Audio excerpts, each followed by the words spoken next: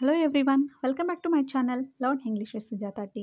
Dear KSET aspirant, ಈ ಒಂದು ಕ್ಲಾಸಲ್ಲಿ ನಾವು KSET general paper unit 4 communication ಪೇಪರನ್ನು ನಾವು ಡಿಸ್ಕಸ್ ಮಾಡ್ತಾ ಇದ್ವಿ. ಸೊ ಯೂನಿಟ್ 4 ಕಮ್ಯುನಿಕೇಷನ್ ಪೇಪರನ್ನು ಡಿಸ್ಕಸ್ ಮಾಡ್ತಾ ಬಂದಿದ್ವಿ. ಸೊ ಇವತ್ತಿಗೆ ಇದು 10th ಸೀರೀಸ್ ಆಗಿರುತ್ತೆ, 10ನೇ ವಿಡಿಯೋ ಇದಾಗಿರುತ್ತೆ ಅಲ್ವಾ. ಸೊ ಲಾಸ್ಟ್ ಕ್ಲಾಸಲ್ಲಿ ನಾವು KSETಗೆ ಕಮ್ಯುನಿಕೇಷನ್ ಪೇಪರನ್ನು ಕಂಪ್ಲೀಟಾಗಿ ಸ್ಟಾರ್ಟ್ ಮಾಡಿದ್ದೀವಿ. ಅಂದರೆ ಪ್ರಾಪರಾಗಿ ಕಮ್ಯುನಿಕೇಷನ್ದ ಮೀನಿಂಗ್ ಏನು, nature of communication, process of communication, next types of communication, ಈ ಮಾಡಲ್ಸ್ ಆಫ್ ಕಮ್ಯುನಿಕೇಷನ್ ಅನ್ನು ಕೂಡ ನಾವು ಡಿಸ್ಕಸ್ ಮಾಡಿದ್ದೀವಿ. ಸೊ ಇವತ್ತಿನ ಕ್ಲಾಸಲ್ಲಿ ನಾವು ಕಮ್ಯುನಿಕೇಷನ್ಗೆ ಇರ್ತಕ್ಕಂತಹ ಬ್ಯಾರಿಯರ್ಸ್ಗಳನ್ನ ಡಿಸ್ಕಸ್ ಮಾಡೋಣ ಅಲ್ವಾ. ಸೊ ಯಾರೆಲ್ಲ ನನ್ನ ಚಾನಲ್ನ ಫಸ್ಟ್ ಟೈಮ್ ನೋಡ್ತಾ ಇದ್ದೀರೋ ಅಥವಾ ಸಬ್ಸ್ಕ್ರೈಬ್ ಆಗದೆ ನೋಡ್ತಾ ಇದ್ದೀರೋ, so do subscribe my channel and click on the bell icon. ನಾನು ಮಾಡ್ತಕ್ಕಂತಹ ಪ್ರತಿಯೊಂದು ವಿಡಿಯೋ ಕೂಡ ನಿಮಗೆ ಬಂದು ತಲುಪುತ್ತೆ. Okay, let's start the class. ಒಂದು ಪರಿಣಾಮಕಾರಿಯಾಗಿರ್ತಕ್ಕಂಥ ಸಂವಹನಕ್ಕೆ ಇರುವಂತಹ ಬ್ಯಾರಿಯರ್ಸ್ ಅಥವಾ ಅಡೆತಡೆಗಳಂತ ನೋಡ್ತಾ ಹೋಗೋಣ. It is very important. ನಮಗೆ ಅಪ್ಲೈಡಾಗಿ KSETಗೆ ಕ್ವಶನ್ ಬರ್ತಕ್ಕಂತಹ ಚಾನ್ಸಸ್ ಇದರಲ್ಲಿರುತ್ತೆ. ಓಕೆನಾ. ಒಂದು ಸಂವಹನ ವ್ಯವಸ್ಥಿತವಾಗಿ ನಡೆಯುವಾಗ ಅದನ್ನು ಹಾಳು ಮಾಡುವಂತಹ ಘಟಕಗಳಿಗೆ ನಾವು ಬ್ಯಾರಿಯರ್ಸ್ ಆಫ್ ಕಮ್ಯುನಿಕೇಷನ್ ಅಥವಾ ಸಂವಹನದ ಅಡೆತಡೆಗಳು ಅಂತ ಕರಿತೀವಿ. ಸೊ ಯಾವೆಲ್ಲ ಅಡೆತಡೆಗಳನ್ನು ನಾವು ಎದುರಿಸಬಹುದು? ಫಸ್ಟ್ ನೋಡಿ, ಭಾಷೆಯ ಅಡೆತಡೆಗಳು, ಲಿಂಗ್ವಿಸ್ಟಿಕ್ ಬ್ಯಾರಿಯರ್ಸ್ ನೋಡ್ತೀವಿ. ಮಾನಸಿಕ ಅಡೆತಡೆಗಳು, ಸೈಕಲಾಜಿಕಲ್ ಬ್ಯಾರಿಯರ್ಸ್ ನೋಡ್ತೀವಿ. ನೆಕ್ಸ್ಟ್ ಎಮೋಷ್ನಲ್ ಬ್ಯಾರಿಯರ್ಸ್ ನೋಡ್ತೀವಿ. ಭೌತಿಕ ಅಂದರೆ psychological barriers. Next cultural barriers, it is also very important, cultural barriers. Next ದೈಹಿಕ ವಿಕಲಾಂಗತೆ ಅಂದರೆ ಈ ಫಿಸಿಕಲ್ ಡಿಸ್ಯಾಬಿಲಿಟೀಸ್ ಅಂತ ಕರಿತೀವಲ್ಲ, ಫಿಸಿಕಲ್ ಡಿಸ್ಯಾಬಿಲಿಟೀಸ್. ನೆಕ್ಸ್ಟ್ ದೃಷ್ಟಿಕೋನದ ಅಡೆತಡೆಗಳು, ಆಟಿಟ್ಯೂಡ್ ಬ್ಯಾರಿಯರ್ಸ್ ಅಂತ ಕರಿತೀವಿ. ನೆಕ್ಸ್ಟ್ ಆಸಕ್ತಿಯ ಕೊರತೆ ಅಲ್ವಾ. ಒಬ್ಬ ಶಿಕ್ಷಕ ವಿದ್ಯಾರ್ಥಿಯ ನಡುವೆ ಇರ್ತಕ್ಕಂಥ ಆ ಆಸಕ್ತಿ, ಕಲಿಸ್ತಕ್ಕಂತಹ ವ್ಯಕ್ತಿಗೂ ಕಲಿತಕ್ಕಂತಹ ವ್ಯಕ್ತಿಯ ನಡುವೆ ಇರ್ತಕ್ಕಂತಹ ಆ ಆಸಕ್ತಿ ಇದ್ದಾಗ ಮಾತ್ರ ಅದೊಂದು ಎಫೆಕ್ಟಿವ್ ಕಮ್ಯುನಿಕೇಷನ್ ಆಗುತ್ತೆ, ಇಲ್ಲಾಂದರೆ ಅದು ಬ್ಯಾರಿಯರ್ಸ್ ಆಫ್ ಕಮ್ಯುನಿಕೇಷನ್ ಆಗುತ್ತೆ. ನೆಕ್ಸ್ಟ್ ಶಾರೀರಿಕ ಅಡೆತಡೆಗಳು ನೋಡಿ, ಇಲ್ಲಿ ಫಿಸಿಯೋಲಾಜಿಕಲ್ ಬ್ಯಾರಿಯರ್ಸ್. ನೆಕ್ಸ್ಟ್ 10th ಅರಿವಿನ ಅಥವಾ ಗ್ರಹಿಕೆಯ ಅಡೆತಡೆಗಳಂತ ನೋಡ್ತೀವಿ. ಸೊ 10 ಈ ಬ್ಯಾರಿಯರ್ಸ್ ಆಫ್ ಕಮ್ಯುನಿಕೇಷನನ್ನು ಡಿಸ್ಕಸ್ ಮಾಡ್ತಾ ಹೋಗೋಣ. ಯಾಕೆಂದರೆ ಇದ್ರ ಮೇಲೆ ನಮಗೆ ತುಂಬ ಸಲ ಅಪ್ಲೈಡಾಗಿ ಕ್ವಶನ್ ಬಂದಿರೋದ್ರಿಂದ ಅಲ್ವಾ. ಸೊ ಕಂಪ್ಲೀಟಾಗಿ ನಾವು ಬ್ಯಾರಿಯರ್ಸ್ ಆಫ್ ಕಮ್ಯುನಿಕೇಷನನ್ನು ತಿಳಿತಾ ಹೋಗೋಣ. ಫಸ್ಟು ಭಾಷೆಯ ಅಡೆತಡೆಗಳು. ಈ ಸಂವಹನ ನಡೆಯುವಾಗ ಸೆಂಡರ್ ಹಾಗೂ ರಿಸೀವರನ್ನು ಭಾಷೆಯು ಒಂದೇ ಆಗಿರಬೇಕು. It is very important. ಈಗೇನು ಸೆಂಡರ್ ಇರ್ತಾನೆ, ಸೆಂಡರ್ ಮತ್ತು ರಿಸೀವರ್, ಈ ಇಬ್ಬರ ಭಾಷೆಯು ಕೂಡ ಏನಾಗಿರ್ಬೇಕಂತೆ, ಒಂದೇ ಆಗಿರಬೇಕು. ಸೊ ಇವ್ರದ್ದು ಉರ್ದು ಆಗಿದ್ದರೆ ಇವ್ರದ್ದು ಕನ್ನಡ ಆಗಿರುತ್ತೆ, ಅಥವಾ ಇವ್ರದ್ದು ಇಂಗ್ಲೀಷ್ ಆಗಿ ಈ ಸೆಂಡರಂದು ಇಂಗ್ಲೀಷ್ ಆಗಿದ್ದಾಗ ಈ ರಿಸೀವರಂದು ಕನ್ನಡ ಆಗಿದ್ದಾಗ ಸೊ ಯಾವುದೇ ಕಾರಣಕ್ಕೂ ಅದು ಎಫೆಕ್ಟಿವ್ ಕಮ್ಯುನಿಕೇಷನ್ ಆಗಲ್ಲ. ಯಾಕೆಂದರೆ ಇಬ್ಬರಿಗೂ ಆ ಇಂಗ್ಲೀಷ್ ಗೊತ್ತಿರಬೇಕು ಒಂದು, ಇಲ್ಲ ಇಬ್ಬರಿಗೂ ಆ ಕನ್ನಡ ಗೊತ್ತಿರಬೇಕು ಒಂದು ಅಲ್ವ. ಸೊ ಇವರಿಗೆ ಸೆಂಡರ್ಗೆ ಇಂಗ್ಲೀಷ್ ಗೊತ್ತಿದ್ದು ರಿಸೀವರ್ಗೆ ಕನ್ನಡ ಗೊತ್ತಿದ್ದರೆ ಸೊ ಅಲ್ಲಿ ಯಾವುದೇ ತರಹದ ಎಫೆಕ್ಟಿವ್ ಆಗಿರ್ತಕ್ಕಂಥ ಕಮ್ಯುನಿಕೇಷನ್ ನಡೆಯಲ್ಲ. ಸೊ ರಿಸೀವರು ಮತ್ತು ಸೆಂಡರು ಏನಾಗಿರ್ಬೇಕಂದ್ರೆ ಒಂದೇ ಭಾಷೆಯಲ್ಲಿ ಕಮ್ಯುನಿಕೇಟ್ ಮಾಡ್ತಕ್ಕಂತಹ ವ್ಯಕ್ತಿಗಳಾಗಿರಬೇಕು. ಅಂದಾಗ ಮಾತ್ರ ಒಂದು ಎಫೆಕ್ಟಿವ್ ಆಗಿರ್ತಕ್ಕಂಥ ಸಂವಹನ ನಡೀತಾ ಹೋಗುತ್ತೆ. ಒಂದು ವೇಳೆ ಸೆಂಡರನ್ನು ಬಳಸಿದ ಭಾಷೆ ಅಲ್ವಾ, ಒಂದು ವೇಳೆ ಸೆಂಡರ್ ಬಳಸಿರ್ತಕ್ಕಂಥ ಭಾಷೆ ಇರ್ಬೋದು, ಉಪಭಾಷೆ, ಈ ಸಬ್ ಲ್ಯಾಂಗ್ವೇಜ್ ಅಂತ ಏನು ಕರಿತೀವಲ್ಲ ಅದು ಈ ಪ್ರಾದೇಶಿಕ ಭಾಷೆ ಅಲ್ವಾ. ಅವು ಏನಂದರೆ ಟೆಕ್ನಿಕಲಿ ಅಥವಾ ಶಬ್ದಗಳು ರಿಸೀವರನಿಗೆ ಅರ್ಥವಾಗದೇ ಇದ್ದಾಗ ಅಲ್ಲಿ ಏನಾಗುತ್ತೆ ಅಂದರೆ ಅಡೆತಡೆ ಉಂಟಾಗುತ್ತದೆ. ಪ್ರತಿ 60 ಕಿಲೋಮೀಟರ್ಗೆ ಒಂದು ಲ್ಯಾಂಗ್ವೇಜ್ ಅಥವಾ ಒಂದು ಭಾಷೆಯ ಉಪಭಾಷೆಯಾಗಿ ಚೇಂಜ್ ಆಗ್ತಾ ಹೋಗುತ್ತೆ. ಅಂದರೆ ಇಲ್ಲಿ ಇರ್ತಕ್ಕಂತಹ ಭಾಷೆ, ನಾನು ಮಾತಾಡ್ತಕ್ಕಂಥ ಭಾಷೆ, ಬೆಳಗಾವಿ ಸೈಡಲ್ಲಿ ಇರ್ತಕ್ಕಂತಹ ಭಾಷೆಯು ತುಂಬಾ ವ್ಯತ್ಯಾಸ ಆಗುತ್ತೆ. ನೆಕ್ಸ್ಟು ಹೀಗೆ ಉಪಭಾಷೆ ಅನ್ನೋದು ಚೇಂಜ್ ಆಗ್ತಾ ಹೋಗುತ್ತೆ. ಸೊ ಹಾಗೆ ಅವರಿಬ್ಬರ ಭಾಷೆ ಕೂಡ ಒಂದೇ ಆಗಿರಬೇಕು ಅಲ್ವಾ. ಆಗಿದ್ದಾಗ ಮಾತ್ರ ಅದು ಎಫೆಕ್ಟಿವ್ ಕಮ್ಯುನಿಕೇಷನ್ ಆಗುತ್ತೆ. ನೆಕ್ಸ್ಟು ಜಾರ್ಗನ್ ಪದ ನೋಡಿ, ಇದನ್ನು KSETಲ್ಲಿ ಇದು ನೆಟ್ಟಲ್ಲಿ ಒಂದ್ಸಲ ಬಂದಿರತಕ್ಕಂಥ ಕ್ವಶನ್ ಇದು. What is the mean of jargon word ಅಂತ ಕೇಳಿದರೆ, ಸೊ ಜಾರ್ಗನ್ ಅಂದ್ರೇ ನಾವು ಪದ ಹೇಳ್ತಾ ಇರೋ ಹಾಗೆ, ಜಾರ್ಗನ್ ಅಂದರೆ ಈ ಸ್ಪೆಷಲ್ ಟೆಕ್ನಿಕಲ್ ವರ್ಡ್ ಅಂತ ಕರಿತೀವಿ. ಅಂದರೆ ಈ ಸೈನ್ಸಲ್ಲಿ ಬರ್ತಕ್ಕಂಥ ಕೆಲವೊಂದಷ್ಟು ಸೈಂಟಿಫಿಕ್ ಪದಗಳಿರ್ತವೆ, ಇಂಜಿನಿಯರಿಂಗ್ ಕಲಿತಕ್ಕಂಥ ಒಂದಷ್ಟು ಪದಗಳಿರ್ತವೆ. ಸೊ ಅಂತಹ ಪದಗಳು ಸಾರ್ವಜನಿಕ ಆಗಿರ್ತಕ್ಕಂತಹ ಜನರಿಗೆ ನಮಗೆ ತಿಳಿದಿರಲ್ಲ. ಸೊ H2O ಅಂದರೆ ಓದಿರ್ತಕ್ಕಂತಹ ವ್ಯಕ್ತಿಗಳಿಗೆ ಮಾತ್ರ ಗೊತ್ತಿರುತ್ತೆ. H2O ಅಂದರೆ ದಟ್ ಈಸ್ ನೀರು ಅಂತ ಅಲ್ವಾ. ಸೊ ನಾವು ಯಾವುದಾದ್ರೂ ಒಂದು ಶಾಪಿಗೆ ಹೋಗ್ಬಿಟ್ಟು ಅಲ್ವಾ, ಸೊ 1 ಲೀಟರ್ ವಾಟರ್ ಬಾಟಲ್ ಕೊಡಿ ಅನ್ನೋದ್ರ ಬದಲು give me a litre of H2O ಅಂತ ಕೇಳಿದ್ರೆ ಅವ್ರು ಏನು ಹೇಳ್ತಾರೆ, ಅವರಿಗೆ ಆ ಲ್ಯಾಂಗ್ವೇಜ್ ಗೊತ್ತೇ ಆಗಲ್ಲ. ಸೊ ಅಲ್ಲಿ ಏನಾಗುತ್ತೆ, ಆ ಭಾಷೆಯ ಅಡೆತಡೆಗಳು ಉಂಟಾಗುತ್ತೆ. ಅದಕ್ಕೆ ನಾವೇನಂತ ಕರಿತೇವೆ, ಜಾರ್ಗನ್ ಪದ ಅಂತ ಕರಿತೀವಿ. ಆ ಜಾರ್ಗನ್ ಪದಗಳು ಸಾರ್ವಜನಿಕವಾಗಿ ನಮಗೆ ಅರ್ಥ ಆಗದೇ ಇರತಕ್ಕಂತಹ ಪದಗಳು. ಅವು ಏನಂದರೆ ಸ್ಪೆಷಲ್ ಟೆಕ್ನಿಕಲ್ ವರ್ಡ್ ಆಗಿರ್ತವೆ ಏನು ಅಲ್ವಾ.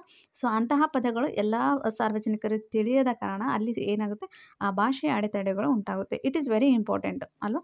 ಇದು ನೆಟ್ಟಿಗೆ ಕೇಳಿದರೆ ನೆಕ್ಸ್ಟ್ ಕೇಳ್ತಕ್ಕಂಥ ಚಾನ್ಸಸ್ ಇರುತ್ತೆ.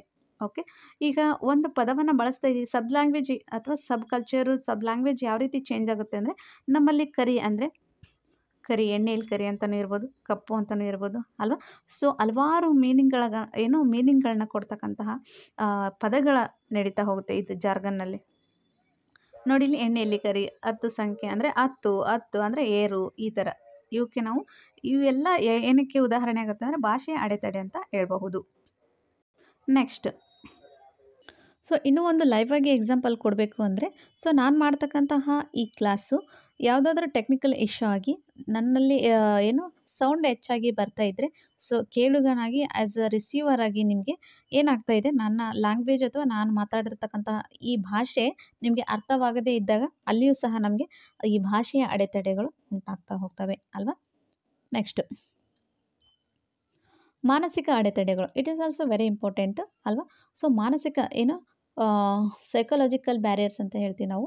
ಸ್ಪೀಕರು ಮತ್ತು ಲಿಸನರ್, ಈ ಸ್ಪೀಕರ್ ಅಂದರೆ ಶಿಕ್ಷಕ ಇರ್ತಾನೆ, ಇಲ್ಲಿ ವಿದ್ಯಾರ್ಥಿಗಳು, ಶಿಕ್ಷಕ ಮತ್ತು ವಿದ್ಯಾರ್ಥಿ ಇಬ್ಬರು ಮಾನಸಿಕ ಸ್ಥಿತಿ ಆರೋಗ್ಯಕರವಾಗಿರಬೇಕು. ಆವಾಗ ಸುವ್ಯವಸ್ಥಿತವಾಗಿ ಸಂವಹನ ನಡೆಯುತ್ತದೆ. ಇಬ್ಬರ ಪೈಕಿ ಒಬ್ಬರ ಮಾನಸಿಕ ಸ್ಥಿತಿ ಹೆಚ್ಚು ಕಡಿಮೆ ಆದರೂ ಸಹಿತ ಅಲ್ಲಿ ಭಯ, ಅಂಜಿಕೆ, ಡಿಪ್ರೆಷನ್, ಹೆದರಿಕೆ ಅಲ್ವಾ, ಈ ಇಷ್ಟು ಮಾನಸಿಕ ಅಡೆತಡೆಗಳು ಉಂಟಾಗ್ತಾ ಹೋಗ್ತವೆ. ಇವು ಈ ಬ್ಯಾರಿಯರ್ಸ್ ಆಫ್ ಕಮ್ಯುನಿಕೇಷನ್ಗೆ ಬೆಸ್ಟ್ ಎಕ್ಸಾಂಪಲ್ ಅಂತ ಹೇಳ್ಬೋದು. ಸೊ ಶಿಕ್ಷಕನಾದವನು, ಕೆಲವೊಂದಷ್ಟು ಶಿಕ್ಷಕರು ತುಂಬ ಭಯ ಪಟ್ಕೊಂಡು ಕ್ಲಾಸಸನ್ನು ಮಾಡ್ತಾ ಇರ್ತಾರೆ. ಸೊ ಆ ಥರ ಮಾಡೋದ್ರಿಂದ ಅದು ಎಫೆಕ್ಟಿವ್ ಆಗಿರ್ತಕ್ಕಂತಹ ಟೀಚಿಂಗ್ ಅಂತ ಅನ್ನಿಸ್ಕೊಳ್ಳಲ್ಲ.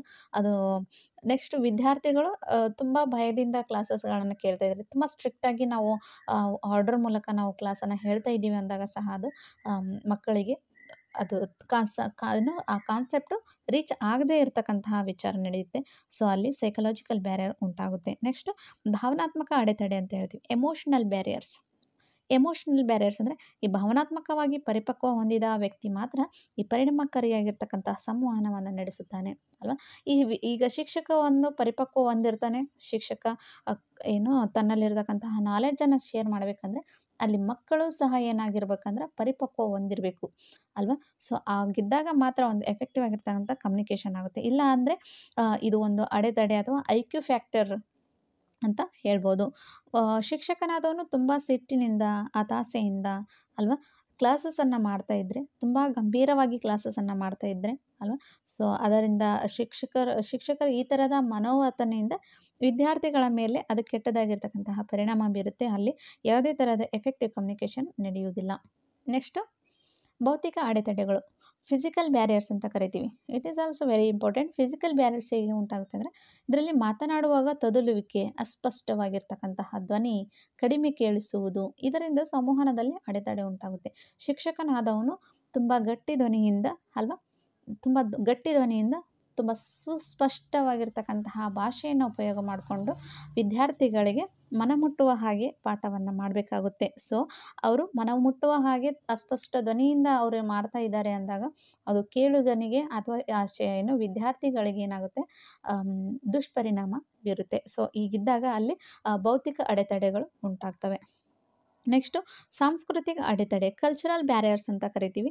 ಸೊ ಕಲ್ಚರಲ್ ಬ್ಯಾರಿಯರ್ಸ್ ಅಂದರೆ ಮಾತನಾಡುವ ವ್ಯಕ್ತಿ ಹಾಗೂ ಕೇಳುವ ವ್ಯಕ್ತಿ ಇವರಿಬ್ಬರಿಗೂ ಸಾಂಸ್ಕೃತಿಕ ಜ್ಞಾನ ಇರಬೇಕು. ಸಾಂಸ್ಕೃತಿಕ ಜ್ಞಾನ ಅಂದರೆ ನಮ್ಮಲ್ಲಿರ್ತಕ್ಕಂತಹ ಕಲ್ಚರ್ಗೂ ಈ ಉತ್ತರ ಕರ್ನಾಟಕದಲ್ಲಿರ್ತಕ್ಕಂತಹ ಕಲ್ಚರ್ಗೂ ದಕ್ಷಿಣ ಕರ್ನಾಟಕದಲ್ಲಿರ್ತಕ್ಕಂತಹ ಕಲ್ಚರ್ಗೂ ತುಂಬಾ ವ್ಯತ್ಯಾಸ ಕಂಡುಬರುತ್ತೆ ಅಲ್ವಾ. ಸೊ ಆ ಥರದ ವ್ಯತ್ಯಾಸಗಳಿದ್ದಾಗ ಆ ಕಲ್ಚರ್ ಇವ್ರಿಗೂ ತಿಳಿದಿರಬೇಕು, ಈ ಕಲ್ಚರು ಅವ್ರಿಗೂ ತಿಳಿದಿರಬೇಕು. ಹಾಗಿದ್ದಾಗ ಮಾತ್ರ ಒಂದು ಎಫೆಕ್ಟಿವ್ ಆಗಿರ್ತಕ್ಕಂತಹ ಕಮ್ಯುನಿಕೇಷನ್ ನಡೆಯುತ್ತೆ. ಸೊ ಇವರೊಂದು ಹೇಳ್ತಕ್ಕಂತಹ ಭಾಷೆ ಅಥವಾ ಕಲ್ಚರ್, ಅವರಲ್ಲಿರ್ತಕ್ಕಂತಹ ಭಾಷೆ ಕಲ್ಚರ್ಗೂ ವ್ಯತ್ಯಾಸಗಳು ಕಂಡು ಬಂದರೆ ಅಲ್ಲಿಗೂ ಸಹ ನಾವು ಬ್ಯಾರಿಯರ್ಸ್ ಆಫ್ ಕಮ್ಯುನಿಕೇಷನನ್ನು ನೋಡಬಹುದು. ನೋಡಿ, ಇಲ್ಲಿ ಮಾತನಾಡುವ ವ್ಯಕ್ತಿ ಹಾಗೂ ಕೇಳುವ ವ್ಯಕ್ತಿ ಇವರಿಬ್ಬರಿಗೂ ಸಾಂಸ್ಕೃತಿಕ ಜ್ಞಾನ ಇರಬೇಕು. ಅದಲ್ಲದೆ ಸಂವಹನದಲ್ಲಿ ಅಡೆತಡೆ ಉಂಟಾಗುತ್ತೆ ಅಂತ ಹೇಳಿದ್ರು. ಈಗ ಕಲ್ಚರಲ್ ಬ್ಯಾರಿಯರ್ಸ್ ಅಂದರೆ ಅದು ಹೇಳಿದಾಗೆ ಉತ್ತರ ಕರ್ನಾಟಕದಲ್ಲಿರ್ತಕ್ಕಂತಹ ಜನರ ಕಲ್ಚರು ಇಲ್ಲಿ ದಕ್ಷಿಣ ಕರ್ನಾಟಕಕ್ಕೆ ಬಂದರೆ ಸಂಪೂರ್ಣವಾಗಿ ನಾವು ಚೇಂಜಸನ್ನು ನೋಡ್ತೀವಿ ಅಲ್ವಾ. ಸೊ ಉಡುಪಿನಲ್ಲಿರ್ಬೋದು, ಅವರ ಆಹಾರ, ಧರ್ಮ, ಪದ್ಧತಿ, ಆಚಾರ ವಿಚಾರಗಳಲ್ಲಿಯೂ ಸಹ ನಾವು ಅನೇಕ ವ್ಯತ್ಯಾಸಗಳನ್ನು ನೋಡ್ತೀವಿ. ಸೊ ಆಗಿದ್ದಾಗ ಏನಾಗುತ್ತೆ ಅಂದರೆ ಅವರ ಕಲ್ಚರ್ ನಮಗೆ ಗೊತ್ತಿರಬೇಕು, ನಮ್ಮ ಕಲ್ಚರ್ ಅವ್ರಿಗೆ ಗೊತ್ತಿರಬೇಕು. ಆಗಿದ್ದಾಗ ಮಾತ್ರ ಒಂದು ಎಫೆಕ್ಟಿವ್ ಆಗಿರ್ತಕ್ಕಂತಹ ಕಮ್ಯುನಿಕೇಷನ್ ನಡೆಯುತ್ತೆ ಅಲ್ವಾ. ಸೊ ಇಲ್ಲವಾದರೆ ಅಲ್ಲಿಯೂ ಸಹ ನಮಗೆ ಈ ಬ್ಯಾರಿಯರ್ಸ್ ಆಫ್ ಕಮ್ಯುನಿಕೇಷನನ್ನು ಎದುರಿಸಬೇಕಾಗುತ್ತೆ. ನೆಕ್ಸ್ಟ್ 6th, ಈ ದೈಹಿಕ ವಿಕಲಾಂಗತೆಯ ಅಡೆತಡೆಗಳು. ಈ ಫಿಸಿಕಲ್ ಡಿಸ್ಯಾಬಿಲಿಟಿ ಏನಂತ ಕರಿತೀವಲ್ಲ, ದೈಹಿಕ ವಿಕಲಾಂಗ ಮಕ್ಕಳು, ವಿಕಲಾಂಗತೆ ಅಂತ ಕರಿತೀವಲ್ವ, ಡಿಸ್ಯಾಬಿಲಿಟೀಸ್. ಈ ವಿಕಲಾಂಗತೆ ಇದ್ದಾಗ ಅಲ್ವಾ, ಸಂವಹನ ಕ್ರಿಯೆ ನಡೆಯುವಾಗ ಗದ್ದಲ, ಸಪ್ಪಳ ಉಂಟಾದರೆ ಇದು ದೈಹಿಕ ಅಡೆತಡೆ ಉಂಟು ಮಾಡುತ್ತದೆ. ಮುಚ್ಚಿದ ಬಾಗಿಲು, ಮುಚ್ಚಿದಾಗ ಕಿಟಕಿಯ ದೋಷವಿರುವಂತಹ ಉಪಕರಣಗಳು ಇತ್ಯಾದಿ ಇದರಿಂದ ಸಂವಹನದಲ್ಲಿ ಅಡೆತಡೆ ಉಂಟಾಗುತ್ತೆ ಅಲ್ವಾ. ಈ ವಿಕಲಾಂಗತೆ ಅಂದರೆ ಫಿಸಿಕಲಿ ಡಿಸ್ಯಾಬಿಲಿಟಿ ಇರ್ತಕ್ಕಂತಹ ವ್ಯಕ್ತಿಗಳು ಅಥವಾ ಈ ವಿದ್ಯಾರ್ಥಿಗಳು ಕ್ಲಾಸಲ್ಲಿ ಇದ್ದೇ ಇರ್ತಾರೆ. ಸೊ ಅಂತಹ ವ್ಯಕ್ತಿಗಳಿಗೆ ಕಿವಿ ಮಂದ ಇರತಕ್ಕಂತಹ ವಿದ್ಯಾರ್ಥಿಗಳಿರ್ತಾರೆ. ಮತ್ತು ಲರ್ನಿಂಗ್ ಬ್ಯಾರಿಯರ್ಸ್ ಅಂದರೆ ಅವರ ಕಲಿಕೆಯ ಪ್ರೋಸೆಸ್ ಸ್ವಲ್ಪ ಕಡಿಮೆ ಇರುತ್ತೆ. ಮಕ್ಕಳು ಇನ್ನೂ ಅಪಕ್ವವಾಗಿರ್ತವೆ ಅಲ್ವಾ, ಪಕ್ವವನ್ನು ಹೊಂದಿರಲ್ಲ, ಅವರು ಅಪಕ್ವವಾಗಿರ್ತಾರೆ. ಸೊ ಅಲ್ಲಿಯೂ ಸಹ ನಾವು ಫಿಸಿಕಲ್ ಡಿಸ್ಯಾಬಿಲಿಟಿ ಆಫ್ ಬ್ಯಾರಿಯರ್ಸನ್ನು ಕೂಡ ನೋಡ್ಬೋದು. 7th, ದೃಷ್ಟಿಕೋನದ ಅಡೆತಡೆಗಳು, ಆಟಿಟ್ಯೂಡ್ ಆಫ್ ಬ್ಯಾರಿಯರ್ಸ್ ಅಂತ ಏನು ಕರಿತೀವಲ್ವ. So it is very important. Attitude of barriers ಅಂದರೆ ಕೇಳುಗ ಅಥವಾ ರಿಸೀವರು ಮತ್ತು ಸೆಂಡರು, ಶಿಕ್ಷಕ ಮತ್ತು ವಿದ್ಯಾರ್ಥಿಯ ಆಟಿಟ್ಯೂಡ್ ಅಥವಾ ದೃಷ್ಟಿಕೋನ ಹೇಗಿರಬೇಕಂದ್ರೆ ತುಂಬಾ ಸ್ಟ್ರಾಂಗ್ ಇರಬೇಕು. ವ್ಯಕ್ತಿಯ ವರ್ತನೆ ದೃಷ್ಟಿಕೋನದಿಂದ ಸಂವಹನದಲ್ಲಿ ಉಂಟಾಗುತ್ತದೆ. ನೋಡಿ, ಅಂತರ್ಮುಖಿ ಜನರು ಸಾಮಾಜಿಕ ಮಾತ್ರವಾಗಿರೋದಿಲ್ಲ, ಅಂದರೆ ಸಾಮಾಜಿಕವಾಗಿ ಇರ್ತಾರೆ, ಒಬ್ಬಂಟಿ ಇರಲು ಅವರಿಗೆ ಇಷ್ಟ ಇರಲ್ಲ. ನೋಡಿ, ಅಂತರ್ಮುಖಿ ಅಂದರೆ ಕೇವಲ ತನ್ನಷ್ಟಕ್ಕೆ ತಾನೇ ಇರುವುದು. ಅಂದರೆ ಅಂತರ್ಮುಖಿ ಅಂದರೆ ತಾನೊಬ್ಬನೇ ಜನರೊಂದಿಗೆ ಬೆರೆಯದೆ ತಾನೊಬ್ಬನೇ ಇರ್ತಕ್ಕಂತಹ ವಿಚಾರ, ಅಂದರೆ ಬೇರೆ ಜನರೊಂದಿಗೆ ಸಮಾಜದೊಂದಿಗೆ ಬೆರೀತಕ್ಕಂತಹ ಕೆಲಸವನ್ನು ಮಾಡಲ್ಲ, ಒಬ್ಬಂಟಿಯಾಗಿರ್ಲಿಕ್ಕೆ ಬಯಸ್ತಾನೆ ಅಲ್ವಾ. ಇದರಿಂದ ಸಂವಹನದಲ್ಲಿ ಅಡೆತಡೆ ಉಂಟಾಗುತ್ತದೆ. ಕೆಲವರಿಗೆ ಆಟಿಟ್ಯೂಡ್ ಅಂದರೆ ಕೆಲವರಿಗೆ ಅಹಂ ಇರುತ್ತೆ, ನಾನು ಹೆಚ್ಚು, ನಾನು ಮೇಲು, ನೀನು ಕೀಳು ಅನ್ನೋಂತಹ ಭಾವನೆ ಇರುತ್ತೆ ಅಲ್ವಾ. ಅಹಮ್ಮು, ಸ್ವಾರ್ಥಿ ಇರ್ತಾರೆ, ಸೊಕ್ಕಿನ ನಡವಳಿಕೆ ಇರುತ್ತೆ, ಗರ್ವ ಇರುತ್ತೆ. ಈ ಥರ ಇರ್ತಕ್ಕಂತಹ ವ್ಯಕ್ತಿಗಳಲ್ಲಿ ಒಂದಷ್ಟು ಸಂವಹನ ವ್ಯವಸ್ಥಿತವಾಗಿ ನಡೆಯಲಿಕ್ಕೆ ಸಾಧ್ಯನೇ ಇಲ್ಲ. ಸೊ ಯಾರೇ ಎಷ್ಟೇ ಹೇಳ್ತಾ ಬಂದರೂ ನನಗೆ ತಿಳಿದಿದೆ ಬಿಡು, ಅವನದೇನು ಕೇಳೋದು. ಸೊ ಈ ಥರ ಯಾರಾದರೂ ಕ್ಲಾಸಸನ್ನು ನೋಡ್ತಾ ಇರಬೇಕಾದ್ರೆ, ಸೊ ನನಗೆ ಗೊತ್ತಿದೆ ಬಿಡು, ಇಷ್ಟು ಈಸಿ ಇದೆ, ಅವ್ರೇನು ಹೇಳ್ತಾರೆ. ಸೊ ಈ ಥರ ಅಸಡ್ಯವಾಗಿರ್ತಕ್ಕಂತಹ ನಡವಳಿಕೆ ತೋರಿಸೋದ್ರಿಂದ ಸೊ ಅಲ್ಲಿ ಸಹ ಏನಾಗುತ್ತೆ, ಆಟಿಟ್ಯೂಡ್ ಬ್ಯಾರಿಯರ್ಸನ್ನು ಕಂಡುಬರುತ್ತೆ. ಯಾಕೆಂದರೆ ದೃಷ್ಟಿಕೋನ ಅಂದರೆ ಆಟಿಟ್ಯೂಡು ಒಂದೇ ಆಗಿರಬೇಕು. ಕೇಳುಗನ ಆಟಿಟ್ಯೂಡು ಮತ್ತು ಅದನ್ನು ಹೇಳುಗನ ಆಟಿಟ್ಯೂಡು ಒಂದೇ ಆಗಿದ್ದಾಗ ಮಾತ್ರ ಅಲ್ಲಿ ಒಂದು ಎಫೆಕ್ಟಿವ್ ಆಗಿರ್ತಕ್ಕಂತಹ ಕಮ್ಯುನಿಕೇಷನ್ ನಡೀತಾ ಹೋಗುತ್ತೆ. ನೆಕ್ಸ್ಟು ಆಸಕ್ತಿಯ ಕೊರತೆ. ನೋಡಿ, it is very important. Class ರೂಮಲ್ಲಿ ಅಂತ ಬಂದಾಗ ನಾವು ಕೆಲವೊಂದಷ್ಟು ವಿದ್ಯಾರ್ಥಿಗಳು ತುಂಬ ಲಕ್ಷ್ಯ ಕೊಟ್ಟು ಕ್ಲಾಸಸನ್ನು ವೀಕ್ಷಣೆ ಮಾಡ್ತಾರೆ, ಕೇಳ್ತಾರೆ. ಸೊ ಕೆಲವೊಂದಷ್ಟು ವಿದ್ಯಾರ್ಥಿಗಳು ತುಂಬ ಅಸಡ್ಡೆಯಿಂದ ಕ್ಲಾಸ್ ಕೇಳೋದು ಅಲ್ವಾ, ಆಚೆ ಈಚೆ ನೋಡೋದು, ಕಿಟಕಿ ಕಡೆ ನೋಡೋದು, ಇದು ಯಾವುದೇ ಥರದ ಇಂಟ್ರೆಸ್ಟ್ ಕೊಡೋಂಗಿಲ್ಲ. ಅವರು ಲಕ್ಷ್ಯವಿಟ್ಟು ಗಮನವಿಟ್ಟು ಕೇಳದೇ ಇರತಕ್ಕಂತಹ, ಆಸಕ್ತಿ ಇಲ್ಲದೇ ಇರುವಂತಹ ಈ ರಿಸೀವರನಿಗೆ ಸಂಬಂಧ ಇಲ್ಲದಂತಹ ಮಾತು, ಅವುಗಳಿಂದ ಸಂವಹನದಲ್ಲಿ ಏನಾಗುತ್ತೆ, ಅಡಚಣೆ ಉಂಟಾಗುತ್ತೆ ಅಲ್ವಾ. ಸೊ ನಾವು ಈ ಕ್ಲಾಸನ್ನು ಮಾಡ್ತಾ ಇರಬೇಕಾದ್ರೆ ವಿದ್ಯಾರ್ಥಿಗಳು ಕಿಟಕಿ ಕಡೆ ನೋಡ್ತಾರೆ. ನಾವೇನೋ ಒಂದು ಇಂಪಾರ್ಟೆಂಟ್ ಕಾನ್ಸೆಪ್ಟನ್ನು ಹೇಳುವಾಗ ಮಕ್ಕಳು ಅದನ್ನು ಆಲಿಸಲ್ಲ, ಅಸಡ್ಡೆ ಮಾಡ್ತಾರೆ, ಆಸಕ್ತಿಯನ್ನು ತೋರಿಸಲ್ಲ, ಗ್ರಹಿಸಲ್ಲ ಅಲ್ವಾ. ಸೊ ಇದಕ್ಕೆ ನಾವು ಆಸಕ್ತಿಯ ಕೊರತೆ ಅಂತ ಕರಿತೀವಿ. ನೆಕ್ಸ್ಟು ಶಾರೀರಿಕ ಅಡೆತಡೆಗಳು, ಫಿಸಿಯೋಲಾಜಿಕಲ್ ಬ್ಯಾರಿಯರ್ಸ್ ಅಂತ ಕರಿತೀವಿ. ವ್ಯಕ್ತಿ ಅನಾರೋಗ್ಯ, ಕಳಪೆ ದೃಷ್ಟಿ, ಕಷ್ಟ, ನೋವು, ಧ್ವನಿ ಕಿರುಚುತನ. ಇಂಪಾರ್ಟೆಂಟಾಗಿ ನಾವು dyslexia, it is very important. Dyslexia ಅನ್ನೋದು ತುಂಬ ಸಲ ಎಕ್ಸಾಮಲ್ಲಿ ಆಗಿರ್ತಕ್ಕಂತಹ ಕ್ವಶನ್. ಇದು ಕೆಸೆಟ್ ಇರ್ಬೋದು, ಇವನ್ ನೆಟ್ ಇರ್ಬೋದು, ಇವನ್ TETಯಲ್ಲಿ ಸಹ ನಾವು ಡಿಸ್ಲೆಕ್ಸಿಯಾ ಮೇಲೆ ತುಂಬ ಸಲ ಕ್ವಶನ್ಸನ್ನು ನೋಡಿದ್ದೀವಿ. ಸೊ ಡಿಸ್ಲೆಕ್ಸಿಯಾ ಅಂದರೆ ರೀಡಿಂಗದ ಡಿಸಾರ್ಡರ್, ಅಂದರೆ ಕಲಿಕೆಯಲ್ಲಿ ಆಗಿರ್ತಕ್ಕಂತಹ ಕಲಿಕೆಯ ಏನಂತ ಕರಿತೀವಿ, ಬ್ಯಾರಿಯರ್ಸ್ ಅಂತ ಕರಿತೀವಿ. ಕಲಿಕೆಯಲ್ಲಿ ಯಾವುದಾದ್ರೂ ಒಂದು ದೋಷ ಕಂಡು ಬಂದರೆ ಅದನ್ನು ನಾವು ಡಿಸ್ಲೆಕ್ಸಿಯಾ ಅಂತ ಕರಿತೀವಿ. ರೀಡಿಂಗ್ ಡಿಸಾರ್ಡರ್ ಇಲ್ಲೇ ಕೊಟ್ಟಿದ್ದಾರೆ ನೋಡಿ, ರೀಡಿಂಗ್ ಡಿಸಾರ್ಡರ್ ಕಲಿಕೆ ಅನ್ನೋದಕ್ಕಿಂತ ಈ ಓದುವಾಗ ಇರ್ತಕ್ಕಂತಹ ಡಿಸಾರ್ಡರ್ ಅಥವಾ ದೋಷ. ನೆಕ್ಸ್ಟು ಡಿಸ್ಕ್ಯಾಲ್ಕುಲಿಯಾ, ಇದನ್ನು ಸಹ ನಾವು ಕೇಳಿದ್ದೀವಿ. ಈ ಈ ಮ್ಯಾಥಮೆಟಿಕಲ್ ಅಥವಾ ಈ ಅಂಕಿ ಅಂಶಗಳನ್ನು ಬರೆಯುವಾಗ ಅಲ್ವಾ ಕಂಡು ಬರ್ತಕ್ಕಂತಹ ಒಂದು ದೋಷಕ್ಕೆ ನಾವು ಡಿಸ್ಕ್ಯಾಲ್ಕುಲಿ ಅಂತ ಕರಿತೀವಿ. ದ್ವಂದ್ವ ಪದಗಳಿಂದ ಅಲ್ವಾ ಆಂಬಿಗ್ವಿಟಿ ಇರ್ತಕ್ಕಂತಹ ವರ್ಡ್ಗಳನ್ನು ಈಗ ಬ್ಯಾಡ್ ಅಂತ ಬರೆಯೋದು ಬದಲು ಸ್ಯಾಡ್ ಅಂತ ಬರೆಯೋದು ಅಲ್ವಾ, ಬಿ ಅಂತ ಬರೆಯೋದ್ರ ಬದಲು ಡಿ ಅಂತ ಬರೆಯೋದು. ಈ ತರಹದ ಡಿಸಾಬಿಲಿಟಿಗಳು ತುಂಬ ಸಲ ನಾವು ಕ್ಲಾಸ್ ರೂಮಲ್ಲಿ ಕಂಡಿರ್ತೀವಿ. ಸೊ ಈ ತರಹದ questions dyslexia, what is the dyslexia, what is dyscalculia, ಈ ಥರದ ಕ್ವಶನ್ಗಳನ್ನು ನಾವು ತುಂಬಾ TETಯಲ್ಲಿ ಮತ್ತು KCETಲ್ಲಿ ನೆಟ್ಟಲ್ಲಿ ಸಹ ಬಂದಿರತಕ್ಕಂಥವು ಅಲ್ವಾ. ನೆಕ್ಸ್ಟು ಲಿಂಗ ತಾರತಮ್ಯ, ಸಾಮಾಜಿಕ ಸ್ಥಾನಮಾನ, ತಿಳುವಳಿಕೆಯ ಮಟ್ಟ, ಇವುಗಳಿಂದ ಕೂಡ ನಾವು ಸಂವಹನದಲ್ಲಿ ಅಡೆತಡೆ ಉಂಟಾಗ್ತವೆ. ಇದಕ್ಕೆ ನಾವು ಶಾರೀರಿಕ ಅಡೆತಡೆ ಅಂತ ಕರಿತೀವಿ. ನೆಕ್ಸ್ಟು ಅರಿವಿನ ಅಥವಾ ಗ್ರಹಿಕೆಯ ಅಡೆತಡೆ, ಪರ್ಸೆಪ್ಚುವಲ್ ಬ್ಯಾರಿಯರ್ಸ್ ಅಂತ ಕರಿತೀವಿ. ಒಂದು ಸಂಸ್ಥೆಯಲ್ಲಿ ಕೆಲಸ ಮಾಡ್ತಾ ಇರ್ತಕ್ಕಂತಹ ವ್ಯಕ್ತಿಗಳು ಶಿಕ್ಷಣದ ಅನುಭವ, ಸಾಮಾಜಿಕ ಸ್ಥಿತಿಗತಿ, ಸಾಂಸ್ಕೃತಿಕ ಹಿನ್ನೆಲೆ ಇದರ ಮೇಲಿಂದ ವಿಷಯವನ್ನು ಭಿನ್ನ ರೀತಿಯಲ್ಲಿ ತಿಳಿದುಕೊಳ್ತಾರೆ ಅಲ್ವಾ. ಒಂದು ವಿಚಾರವನ್ನು ಒಂದು ಕ್ಲಾಸ್ ರೂಮಲ್ಲಿ ಒಂದು 15 ಮಕ್ಕಳಿದ್ದಾರೆ ಅಂದರೆ ಸೊ ಅವರ ಸಾಮಾಜಿಕ ಸ್ಥಿತಿ, ಅವರ ಶಿಕ್ಷಣದ ಅನುಭವಗಳ ಮೂಲಕ ನಾವು ಹೇಳಿರ್ತಕ್ಕಂತಹ ಪಾಠ ವಿಭಿನ್ನವಾಗಿ ಅವರು ಅರ್ಥ ಮಾಡ್ಕೊಳ್ತಾ ಹೋಗ್ತಾರೆ ಅಲ್ವಾ. ಅದಕ್ಕೆ ನಾವು ಅರಿವಿನ ಅಡೆತಡೆ ಎಂದು ಕರೀತೇವೆ. ಸೊ ಎಲ್ಲರ ಪಾಠದ ನಂತರ ನೀವು ಒಂದಷ್ಟು ಕ್ವಶನ್ಸನ್ನು ರೈಸ್ ಮಾಡಿದಾಗ ಅವ್ರಿಗೆ ಯಾವ ರೀತಿ ಅರ್ಥ ಆಗಿದೆಯೋ ಆ ರೀತಿ ಅವರು ಫೀಡ್ಬ್ಯಾಕನ್ನು ಅಥವಾ ಉತ್ತರವನ್ನು ಕೊಡ್ತಾ ಹೋಗ್ತಾರೆ. ಸೊ ಅವರವರ ಅರಿವಿಗೆ, ಅವರವರ ಗ್ರಹಿಕೆಯ ಮೇಲೆ ಒಂದಷ್ಟು ಬ್ಯಾರಿಯರ್ಸ್ಗಳು ಕೂಡ ಕಂಡುಬರುತ್ತೆ. ತರಗತಿಯಲ್ಲಿ ಶಿಕ್ಷಕ ವಿಷಯವನ್ನು ಶಬ್ದಗಳ ಮೂಲಕ ಹಾಗೂ ಚಿತ್ರಗಳ ಮೂಲಕ ಕೂಡ ಕೊಡುತ್ತಾರೆ ಅಲ್ವಾ. ಸೊ ಅರಿವಿನ ಗ್ರಹಿಕೆ ಕರೆಕ್ಟಾಗಿ ನಡಿಬೇಕು, ಅಲ್ಲಿ ಯಾವುದೇ ತರಹದ ಬ್ಯಾರಿಯರ್ಸ್ಗಳು ಕಂಡು ಬರಬಾರ್ದು ಅಂದರೆ ಸೊ ಆ್ಯಸ್ ಅ ಶಿಕ್ಷಕನಾದವನು ಏನು ಮಾಡಬೇಕಂದ್ರೆ ಒಂದಷ್ಟು ಇತ್ತೀಚೆಗೆ ನಾವು ಡಿಜಿಟಲ್ ಬೋರ್ಡ್ಗಳು ಬಂದಿದೆ ಕ್ಲಾಸ್ ರೂಮಲ್ಲಿ.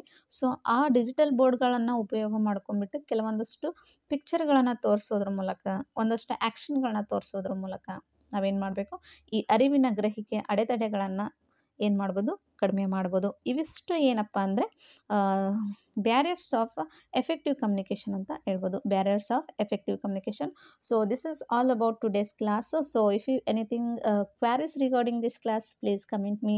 ಆ್ಯಂಡ್ ನನ್ನ ಕ್ಲಾಸಸ್ ನಿಮಗೆ ಇಷ್ಟ ಆಗ್ತಾ ಇದ್ದರೆ so do subscribe my channel and refer yours friends and families. Next ಕ್ಲಾಸಲ್ಲಿ ನಾವು ಈಗ ಬ್ಯಾರಿಯರ್ಸ್ ಆಫ್ ಕಮ್ಯುನಿಕೇಷನ್ ಮುಗೀತು. ನೆಕ್ಸ್ಟ್ ಕ್ಲಾಸಲ್ಲಿ ನಾವು ಕೆಲವೊಂದಷ್ಟು ಮೀಡಿಯಾ ಆಫ್ ಕಮ್ಯುನಿಕೇಷನ್ ನೋಡ್ತಾ ಹೋಗೋಣ. ಅವು ಕೂಡ ತುಂಬಾ ಇಂಪಾರ್ಟೆಂಟ್ ಆಗ್ತಾ ಬರ್ತವೆ KCET ಎಕ್ಸಾಮ್ಗೆ. ಸೊ ಇದು ಇವತ್ತಿನ ತರಗತಿಯಾಗಿರುತ್ತೆ. ಸೊ ಯಾರಿಗೆಲ್ಲ ನನ್ನ ಕ್ಲಾಸ್ ಇಷ್ಟ ಆಗ್ತಾಯಿದೆಯೋ ಲೈಕ್ ಬಟನನ್ನು ಒತ್ತೋದು ಮರಿಬೇಡಿ. ಸೊ ಧನ್ಯವಾದಗಳು.